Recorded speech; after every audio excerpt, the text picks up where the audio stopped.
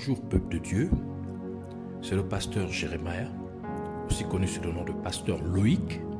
Nous voulons écouter la parole de Dieu pour la semaine, mais avant tout, nous voulons commencer par une parole de prière. Alors en signe de révérence à notre Père Céleste, baissons nos têtes et prions ensemble. Père éternel, Dieu de gloire, Dieu tout-puissant, Saint des saints, Dieu fidèle, toi qui ne changes pas, toi qui es le même hier, aujourd'hui et à jamais. Merci encore pour cette nouvelle opportunité que tu nous donnes de pouvoir nous recueillir dans ta présence. Merci pour ces moments, pour tout ce que tu as prévu de faire. Merci encore, Seigneur, de nous amener dans la révélation, la profondeur de la révélation de ta parole. Nous venons complètement nous abandonner en tes mains, abandonner complètement l'air, l'atmosphère, tout autour de nous et au-dedans de nous. Nous prions que tu prennes le contrôle de toutes choses et que tout ce qui n'est pas de toi soit neutralisé et renvoyé dans les gouttes de l'enfer au nom de Jésus-Christ. Nous implorons ta compassion sur nos vies, que tu nous pardonnes pour ce que nous avons pu faire, qu'il t'a pour honorer et glorifier, que tu nous sanctifies et que tu nous purifies par ton sang, le sang de ton Fils Jésus-Christ, le sang qui a coulé à la croix de Golgotha, et que tu nous rendes agréable à tes yeux. Merci encore, Seigneur, de nous amener à pouvoir prendre plaisir dans tous ces moments, durant ces moments, de nous amener à prendre avantage, de tirer avantage de chaque seconde que nous passons dans ta présence. Merci, Seigneur, mon Dieu, Père, parce que tu es au-dessus de toutes choses. Car ta parole déclare qu'à la mention du nom de Jésus-Christ, tout genou dans les cieux, sur la terre et sous la terre fléchira et toute langue confessera que Jésus-Christ est Seigneur, à la gloire de Dieu le Père. Merci car il en est ainsi. Au nom de Jésus-Christ. Amen. Alors nous prenons notre livre, notre passage principal des Saintes Écritures dans le livre d'Apocalypse, chapitre 5, versets 8 à 10. Nous lisons la parole de Dieu dans le livre d'Apocalypse, chapitre 5, versets 8 à 10, au nom de Jésus-Christ. Quand il y eut pris le livre, les 4 êtres vivants et les 24 vieillards se prosternèrent devant l'agneau, tenant chacun une harpe et des coupes d'or remplies de parfums, qui sont les prières des saints. Et ils chantaient un cantique nouveau en disant: tu es digne de prendre le livre et d'en ouvrir les sceaux, car tu as été immolé et tu as racheté pour Dieu par ton sang des hommes de toute tribu, de toute langue, de tout peuple et de toute nation. Tu as fait d'eux un royaume et des sacrificateurs pour notre Dieu, et ils régneront sur la terre.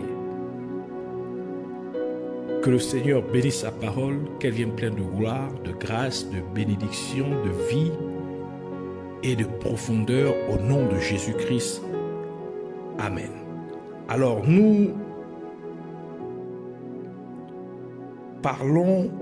continuons dans notre enseignement principal sur les 24 vieillards. La semaine dernière, nous sommes focalisés sur la harpe que tient les 24 vieillards dans l'une de leurs mains.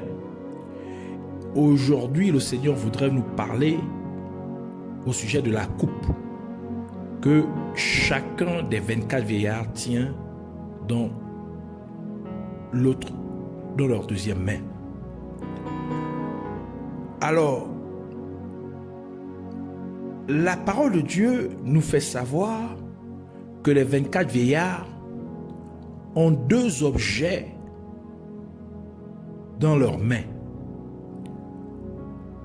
Premier objet, la harpe à 8 cordes, dont nous avons donné la signification, la révélation, ce qui les amène à adorer Dieu avec la harpe à 8 cordes.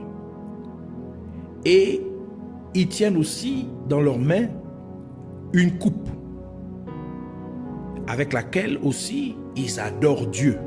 Alors aujourd'hui, le Seigneur voudrait nous amener dans la compréhension de ce qui pousse les 24 vieillards à l'adorer en utilisant la coupe qu'ils tiennent dans leurs mains. La parole de Dieu nous dit que Joseph avait une coupe. Et pour que Siméon sorte de prison, la coupe de Joseph devait être placée dans le sac de Benjamin, le frère cadet de Joseph.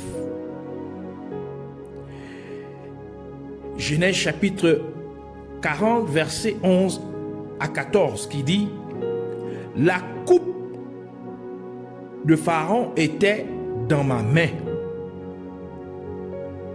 Je pris les raisins et je les pressai dans la coupe, et je mis la coupe dans la main de Pharaon. Joseph lui dit: en voici l'explication. Les 3 sarments sont 3 jours. Encore 3 jours et Pharaon relèvera ta tête et te rétablira dans ta charge. Tu mettras la coupe dans la main de Pharaon comme tu en avais l'habitude lorsque tu étais son échanson. Mais souviens-toi de moi quand tu seras heureux et montre, je te prie, de la bonté à mon égard. Parle en ma faveur à Pharaon et fais-moi sortir de cette maison. Alors nous disions tantôt que Joseph avait une coupe. Après que Pharaon lui est levé en seconde position dans toute l'Égypte, commandant en seconde position dans toute l'Égypte. Et quand ses frères vinrent, Siméon fut placé en prison. Et pour que Siméon sorte de la prison, la coupe de Joseph fut placée dans le sac de Benjamin. Et il a fallu que Benjamin revienne en Égypte avec la coupe de Joseph dans son sac pour que Siméon sorte de prison. Cela nous dit donc que les 24 vieillards ont une coupe à la main qui a le pouvoir de faire sortir quelqu'un de prison. Ils ont chacun une coupe qui fait sortir de prison. Les 24 vieillards appartiennent à la Cour suprême de Dieu. Et ils ont chacun une coupe à la main, une coupe qui fait sortir quelqu'un de prison. Le nom Benjamin signifie fils de ma droite. Et nous savons que Jésus-Christ se tient à la droite de Dieu le Père, tel que la parole de Dieu nous le dit dans Marc chapitre 16 verset 19, qui dit: le Seigneur, après leur avoir parlé, fut enlevé au ciel et il s'assit à la droite de Dieu. Cela signifie que la coupe est maintenant dans la main de Jésus-Christ, puisque Benjamin veut dire fils de ma droite. Or, Jésus-Christ se trouve à la droite de Dieu le Père. Donc le fait que Benjamin, la coupe de Joseph soit placée dans le sac de Benjamin, ça veut dire maintenant que la coupe se trouve dans la main de celui qui est assis à la droite de Dieu le Père, qui se tient à la droite de Dieu le Père. Celui qui a l'autorité suprême, parce que la droite, le côté droit est le côté de l'autorité. C'est pourquoi Jésus-Christ a dit ce qui suit à ses disciples après sa résurrection. Dans Matthieu chapitre 28, verset 18, Jésus s'étant approché, leur parla ainsi: tout pouvoir m'a été donné dans le ciel et sur la terre. Alors celui à qui tout pouvoir a été donné dans le ciel et sur la terre, c'est de son côté maintenant que se trouve la coupe. C'est la raison pour laquelle la coupe des 24 vieillards au ciel a la capacité de faire sortir quelqu'un de prison. Car leur coupe finira dans la main de Jésus-Christ, qui est l'autorité suprême dans les cieux et sur la terre. Et puisque donc ils font partie de la cour suprême de Dieu, ainsi ils peuvent décider du sort de quelqu'un qui se trouve dans la prison. Les 24 vieillards, puisqu'ils font partie de la cour suprême céleste, ils ont la capacité, l'habilité, par leur coupe, de faire sortir quelqu'un de la prison. Et chacune de leurs coupes respectives est pleine de parfums. C'est-à-dire qu'elle est pleine d'encens, qui sont les prières des saints. C'est une prophétie pour dire que la cour royale céleste a décidé que parce que vous priez, donc vos prières doivent entrer dans la coupe des 24 vieillards, et parce que votre prière est à l'intérieur de la coupe des 24 vieillards dans le ciel, vous devez donc sortir de prison. C'est la raison pour laquelle les prières des saints de Dieu sur terre sont placées à l'intérieur de la coupe des 24 vieillards dans le ciel, pour dire que c'est une décision de la Cour suprême royale céleste. Par conséquent, cela signifie que la Cour céleste de Dieu a décidé qu'une personne qui prie sur terre ne peut pas rester en prison. Les 24 vieillards au ciel symbolisent deux alliances: l'Ancien Testament et le Nouveau Testament. Donc l'alliance, l'ancienne alliance et la nouvelle alliance, pour dire qu'ils sont des anciens. Et l'apôtre Paul dit à Timothée de ne pas négliger le don qui lui avait été donné par prophétie avec l'imposition des mains des anciens. 1 Timothée chapitre 4 verset 14 qui dit: ne néglige pas le don qui est en toi et qui t'a été donné par prophétie avec l'imposition des mains de l'assemblée des anciens. Ainsi, c'est un don spirituel qui a été donné par les anciens à Timothée. Alors qu'au ciel, il y a 24 vieillards. Ceux-là qui sont donc des anciens. Cela signifie qu'ils sont aussi dispensateurs de dons. Donc ils ont l'habilité d'amener quelqu'un à recevoir les dons du Saint-Esprit. Les 24 vieillards dans le ciel sont des anciens, parce que lorsque Dieu créait toutes choses restantes, ils étaient présents. Cela signifie que les 24 vieillards habitent l'ancienneté. C'est pourquoi avant que Dieu ne crée les êtres humains sur la terre, il a dit faisons l'homme, tel que Genèse chapitre 1 verset 26 nous le dit. Puis Dieu dit faisons l'homme à notre image, selon notre ressemblance, et qu'il domine sur les poissons de la mer, sur les oiseaux du ciel, sur le bétail, sur toute la terre et sur tous les reptiles qui rampent sur la terre.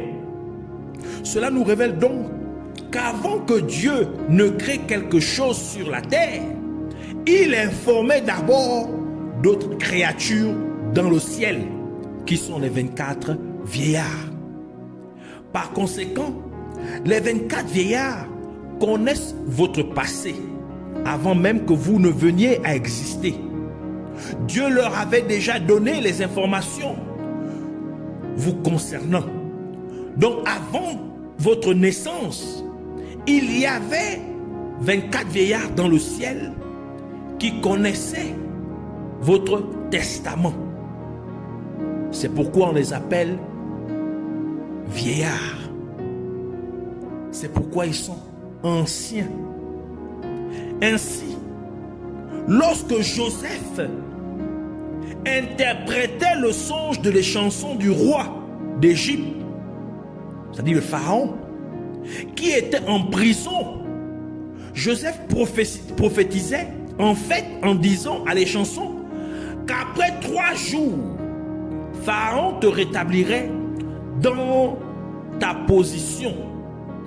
Ainsi, afin que les chansons puissent continuer à donner la coupe de boisson au roi d'Égypte. Cela signifie en fait que les 24 vieillards présentent leur coupe à celui qui est assis sur le trône. C'est-à-dire qu'ils donnent leur coupe respective à Jésus-Christ qui est Dieu. Mais à l'intérieur de chaque coupe se trouve du parfum, de l'encens, qui sont en fait les prières des saints qui sont sur la terre. En d'autres termes, les 24 vieillards présentent vos prières à Dieu. Par conséquent, lorsque vous priez sur terre, vous donnez en fait du travail aux 24 vieillards au ciel. Car ils puiseront dans le bassin des prières et présenteraient vos prières à Dieu. Parce que la coupe représente le sacerdoce. Ainsi, les 24 vieillards mettent vos prières dans une coupe pour dire que les sacrificateurs de Dieu sur la terre ont parlé. Alors il faut qu'ils soient écoutés. Dans la coupe des rois de la terre, il y a du vin. Tandis que dans la coupe des rois dans les cieux, dans la coupe du roi des rois dans les cieux, qui est Jésus-Christ, il y a les prières des êtres humains. Et encore, dans la coupe des rois de la terre, il y a du vin qui représente le plaisir. Donc il y a du plaisir. Mais dans la coupe du roi des rois dans le ciel, il y a des prières qui sont les supplications de son peuple sur la terre. C'est pour dire que Dieu n'a pas de plaisir tant que vous êtes en prison. Jésus-Christ n'est pas content si vous êtes toujours en prison. C'est pourquoi les 24 vieillards au ciel adorent Dieu avec leur coupe en or, avec vos prières dedans. Car les 24 vieillards voient le principe des prières qui dit, Matthieu chapitre 7 versets 7 à 8, il dit, demandez et l'on vous donnera. Verset 8, le début du verset 8 qui dit, car quiconque demande reçoit. Ainsi, les 24 vieillards utilisent vos prières pour adorer Dieu. C'est pourquoi vous ne devez pas arrêter de prier, car vos prières sont des instruments ou des éléments pour que les 24 vieillards adorent Dieu au ciel. Par exemple, alors que vous priez pour la guérison et que vous êtes guéri sans prendre de médicaments, les 24 vieillards au ciel adoreraient donc Dieu en disant que tel et tel était malade. Mais il a prié Dieu et il a été complètement guéri. Que Dieu soit glorifié, car il est tout puissant et il guérit toutes les maladies. Il restaure les êtres humains à une bonne santé. Il est celui qui donne une santé parfaite. Donc, à cause de la prière de celui qui était malade, qui fut guéri, les 24 vieillards vont prendre maintenant ce fait pour pouvoir adorer Dieu au ciel. Jésus-Christ a dit à ses disciples que c'est ainsi qu'ils devraient prier. Matthieu chapitre 6 verset 9. Notre Père qui es aux cieux, que ton nom soit sanctifié. Cela signifie que le Père que nous avons, qui est Dieu, est dans les cieux. Et parce qu'il est au ciel, et nous sur la terre, il fallait donc qu'un processus soit créé. Mais qu'est-ce que c'est ce processus? Matthieu chapitre 2 verset 1 à 2 qui dit: Jésus étant né à Bethléem en Judée, au temps du roi Hérode, voici des mages d'Orient arrivèrent à Jérusalem et dirent: où est le roi des Juifs qui vient de naître? Car nous avons vu son étoile en Orient et nous sommes venus pour l'adorer. Alors, les mages virent l'étoile de celui qui est appelé roi des Juifs. Et nous devons nous rappeler ce que l'apôtre Paul a dit à propos de qui est le vrai juif. Romains chapitre 2 verset 28 à 29 qui dit: le juif, ce n'est pas celui qui en a les dehors, et la circoncision, ce n'est pas celle qui est visible dans la chair, mais le juif, c'est celui qui l'est intérieurement, et la circoncision, c'est celle du cœur, selon l'esprit et non selon la lettre. La louange de ce juif ne vient pas des hommes, mais de Dieu. Et sachant que les Juifs sont les descendants d'Abraham, et le livre de Galates précise aussi que ceux qui sont en Christ sont descendants d'Abraham. Galates chapitre 3 verset 29 qui dit: et si vous êtes à Christ, vous êtes donc la postérité d'Abraham, héritier selon la promesse. Ainsi, comme vous êtes en Jésus-Christ, c'est-à-dire parce que vous êtes chrétien, vous êtes un descendant d'Abraham, et donc vous êtes un juif, ce qui signifie que Jésus-Christ est votre roi. Par conséquent, les mages sont venus de l'Est lorsqu'ils virent l'étoile de Jésus-Christ, qui est né roi des Juifs. Et ils vinrent adorer Jésus-Christ, le roi des Juifs, avec de l'or et de l'encens. Comme l'ajoute le livre de Matthieu, chapitre 2, versets 9 à 11, qui dit, après avoir entendu le roi, ils partirent. Et voici, l'étoile qu'ils avaient vue en Orient marchait devant eux jusqu'à ce qu'étant arrivés au-dessus du lieu où était le petit enfant, elle s'arrêta. Quand ils aperçurent l'étoile, ils furent saisis d'une grande joie. Ils entrèrent dans la maison, virent le petit enfant avec Marie sa mère, se prosternèrent et l'adorèrent. Ils ouvrirent ensuite leur trésor et lui offrirent en présent de l'or, de l'encens et de la myrrhe. Donc, les rois mages sont venus adorer Jésus-Christ, né roi des Juifs,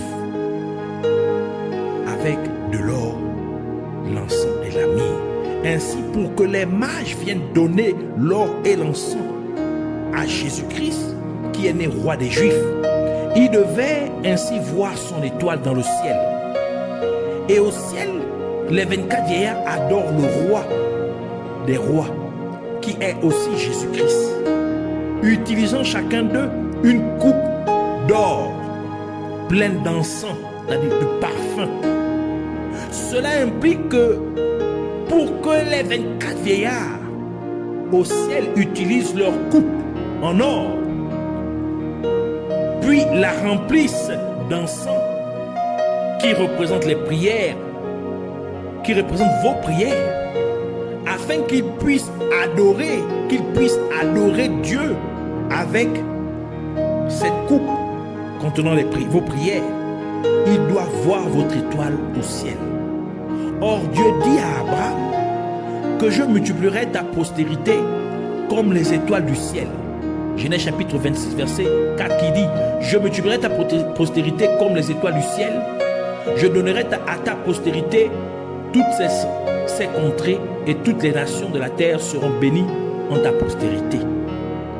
Et parce que lorsque vous êtes en Jésus-Christ, vous êtes un descendant d'Abraham, donc la postérité d'Abraham, ce qui signifie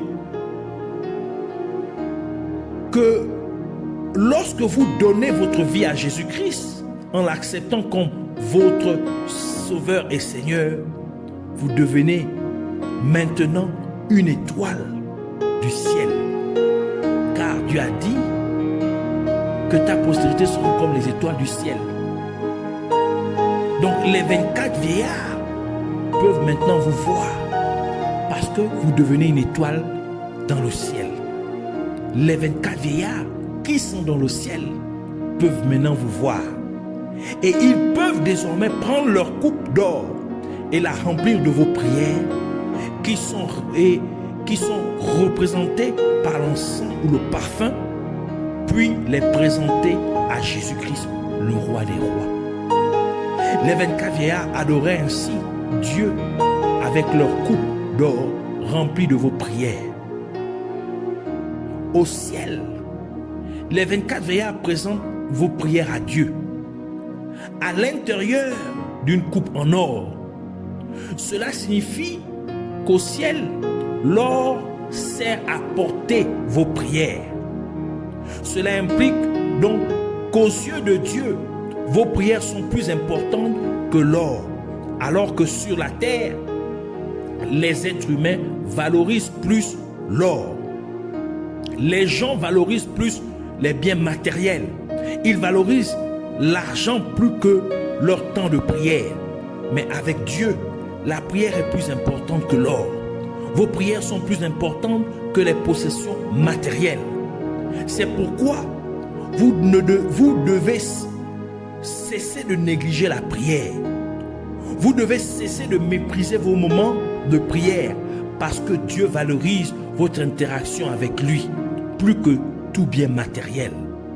Et encore, parce que les mages avaient de l'or et qu'ils pouvaient voir dans le ciel l'étoile du roi Jésus-Christ, ils furent les premiers à venir à Jésus-Christ le roi.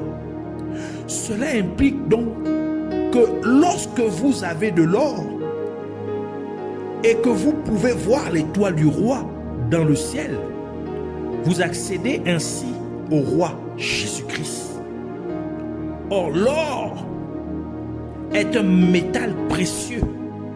C'est donc quelque chose de précieux. Et Dieu a placé l'étoile dans le ciel comme l'un des luminaires pour éclairer la terre pendant la nuit. Comme le dit le livre de Genèse, Genèse chapitre 1, verset 15 à 17 qui dit: et qu'ils servent, c'est Dieu qui parle, et qu'ils servent de luminaire dans l'étendue du ciel pour éclairer la terre. Et ce fut ainsi. Dieu fit les deux grand luminaire, le plus grand luminaire pour présider au jour, et le plus petit luminaire pour présider à la nuit. Il fit aussi les étoiles. Dieu les plaça dans l'étendue du ciel pour éclairer la terre. Et Dieu appela les ténèbres nuit. Genèse chapitre 1 verset 5 qui dit, Dieu appela la lumière jour et il appela les ténèbres nuit. Ainsi il y eut un soir et il y eut un matin, ce fut le premier jour. Et le livre de Jean nous dit que la lumière brille dans les ténèbres. Jean chapitre 1 verset 5 qui dit, la lumière lui dans les ténèbres. Et Jésus-Christ est appelé la parole de Dieu. Après chapitre 19 verset 13 qui dit, et il était revêtu d'un vêtement teint de sang, ici faisant référence à Jésus-Christ. Son nom est la parole de Dieu. Et le livre de Psaume nous dit que la parole de Dieu est la lumière. Dans Psaume 119 verset 105, ta parole est une lampe à mes pieds et lumière sur mon sentier. Ainsi, puisque Jésus-Christ est la parole de Dieu, et que la parole de Dieu est la lumière, et que la lumière brille dans les ténèbres, et que les ténèbres sont appelées nuit, et que les étoiles brillent dans la nuit. Donc, quand vous méditez la parole de Dieu, et que vous venez à la comprendre, vous voyez réellement l'étoile de Jésus-Christ, qui est la parole de Dieu, parce que Jésus-Christ est la parole de Dieu. Et c'est la raison pour laquelle Jésus-Christ a ajouté qu'il est la lumière du monde. Dans Jean chapitre 8, verset 12, qui dit, Jésus